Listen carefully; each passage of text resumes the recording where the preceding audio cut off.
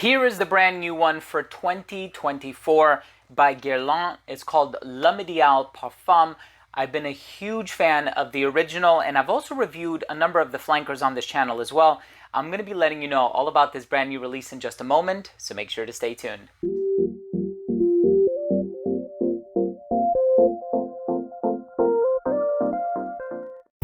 Now, before I begin today's episode and I give you my thoughts on L'Ideal Parfum by Guerlain, I'll tell you all about this fragrance, the notes, the smell, performance, longevity, comparisons, and how I think it stacks up. And the reason I'm pointing off to the side here is because I actually have my bottle of the original here. I'll let you know how it stacks up against the original, but before I dive into the review, I do want to mention that if you're a fan of fragrance-related content and if you love smelling your best, hit subscribe, hit the bell, and give this video a thumbs up for the algorithm too. What I love about this one is that powdery, chocolatey almond vibe that it carries forth with it. It has this amaretto accord in here, but then there's also some woods, there's patchouli, there's this leather accord. The perfumer is Delphine Yelk, and of course this one with the Parfum designation, one can imagine that it's going to go in a bit of a darker, deeper, richer direction. And of course I did a side-by-side with the original, and I actually own a few bottles of this, and I love this very, very much. A lot of sentimental value from me as well. I'm going to tell you all about the smell in just a bit. Let's start things off with a quick look at the presentation first.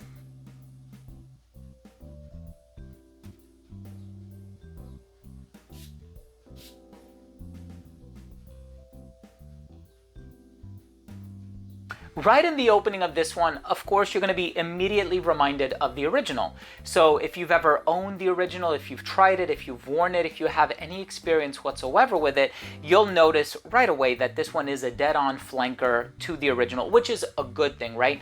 I think a lot of times when we're purchasing a flanker, or if we see a fragrance that is carrying the name of one of its predecessors, we don't want there to be too steep of a deviation from the original. And in the case of this one, yeah, I don't think it's too different from the original. I think it is definitely deeper, it's richer, it has this almond vibe in here, this amaretto accord, which never really veers in the direction of cherry.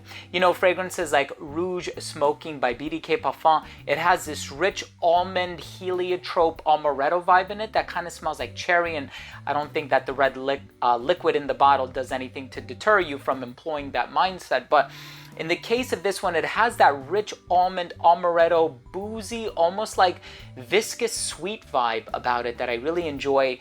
But it also has this leather accord in the dry down, and I think that's quite the difference from the original. I think if you're trying to spot what's really separating and creating that disparity from one to another, it's definitely going to be that leather accord that's in here. So the leather vibe is really putting it in a much darker, dare I even say more sophisticated direction. So the original L'Ideal, it has this sort of a sensual quality about it. I think it can be worn on a date, a night out. It has this sort of a Casanova vibe about it, if you will.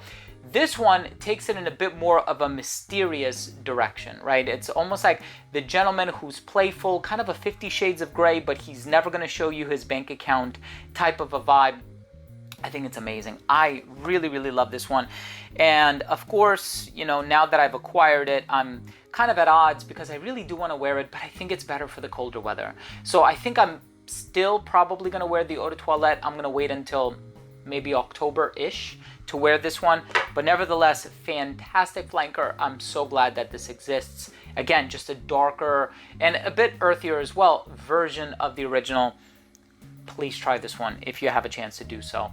Let's finish things off with my overall assessment. Now, first up, in terms of the uniqueness and the overall smell, well, the good news is that it's not too much of a deviation from the Eau de Toilette, which is one of my favorites, and this is one that I've worn for so many years now. This is actually my second bottle of it. Very proud to have it.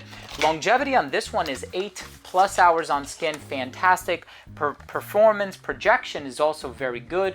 For this one, it radiated about an arm's length for about an hour and a half. It became an elbow's length scent right around hour 6, a skin scent right around hour 8.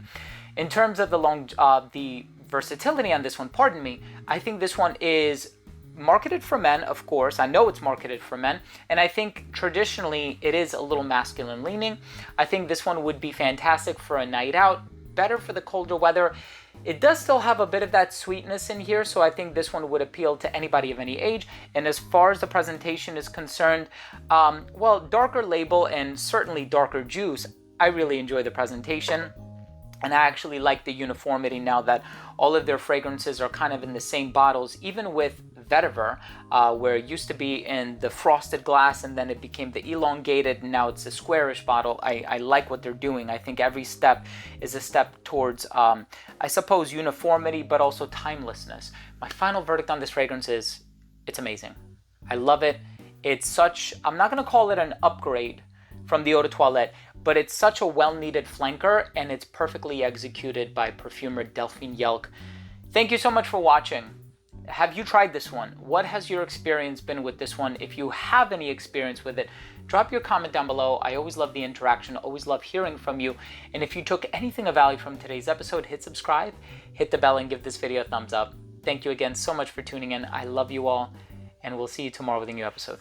Bye.